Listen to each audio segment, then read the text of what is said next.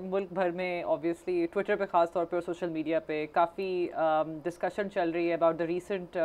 Judgement जो कि farmer PTI chairman और उनकी वाइफ के ख़िलाफ़ पास हुई है, जिसमें उन दोनों को 7 years ऑफ इम्प्रिजनमेंट और 5 लाख का जुर्माना भी जो उनको देना पड़ेगा। सो इसके बारे में obviously you both probably know कि मेरे क्या तासुरात है, but obviously I would want to know कि आप लोगों का क्या इसका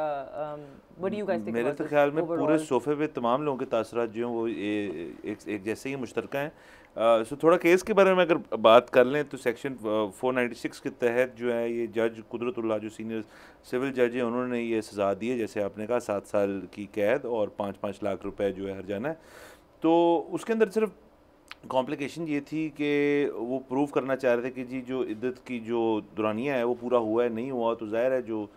बानी पीटीआई और उनकी जो एहलियाँ हैं वो तो ये कह रहे थे कि हुआ है, लेकिन ज़ाहिर है उसके अंदर फिर विटनेसेस वगैरह आए। दो जो की विटनेस थे वो मुफ्ती सईद थे और ओन चौधरी थे, जो उस मौके पे मौजूद थे जब ये सब कुछ हुआ था, और उनका जो बयान था वो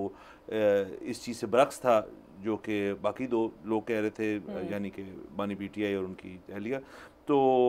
वो तो चीज़ हो गई और वो सज़ा दे दी गई। ये तीसरी कन्विक्शन है एक हफ़्ते में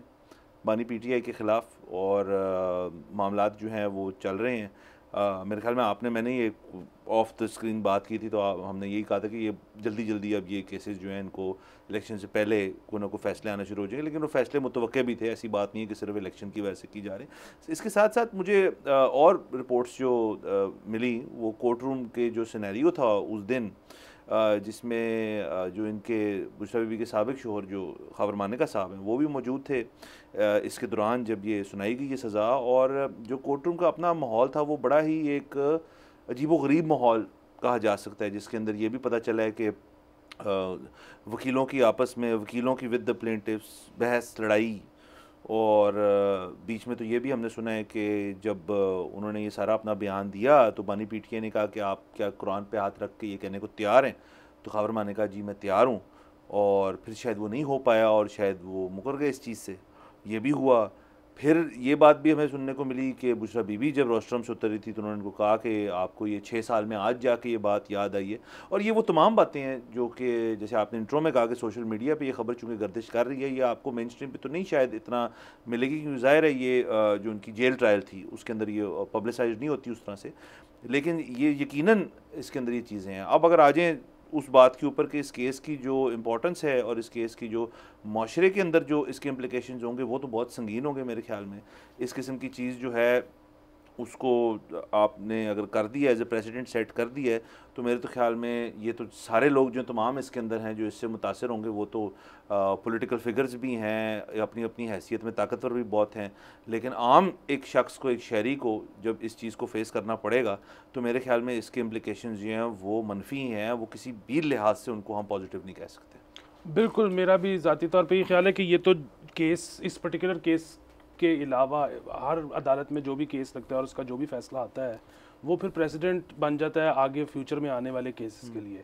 हमने यही सुना था, ये ऐसी बात नहीं है कि ये कोई अपनी नौयत का पहला केस था, इस तरह के केसेस पहले भी हो चुके हैं, लेकिन अमूमन यही होता है कि जब इस तरह का केस अदालत में जाता है तो अदालत कोई ना कोई मसला लगा के वो नहीं सुनती, और उसकी वजह यह है कि यहाँ पर ना बहुत सारी, इसमें शादी एक ऐसा मामला है, इसमें ना बड़ी अजीब अजीब सी कॉम्प्लिकेशंस होती हैं। वो अजीब अजीब सी कॉम्प्लिकेशंस इस तरह से हो सकती हैं कि यहाँ पे अक्सर ये होता है कि सेपरेशन हो जाती है बहुत अरसे से, लेकिन डिवोर्स नहीं हो पाती, या डिवोर्स लोग फाइल ही बड़ा लेट करते हैं, या डिवोर्स फाइल ही उस वक्त होती है जब कोई दूसरी करने की जरूरत पड़ती है, वरना अक्सर लोग भूल चुके होते हैं कि यार कॉन्टेक्स्ट मैटर्स, बहुत न्यूआंसेस हैं, मतलब आप बिल्कुल। अब ये हुआ ये है, बिल्कुल, तो अब वो हुआ ये कि मतलब अब आप किसी के साथ 6 साल से नहीं रह रहे, अब वो दूसरी शादी अब आप किसी से करने लगे हो तो एकदम से ख्याल आया कि जाहिर है वो पिछली खत्म करवानी है। वो जब आपने पिछली खत्म करवाई है उसके बाद जब आपने शादी की है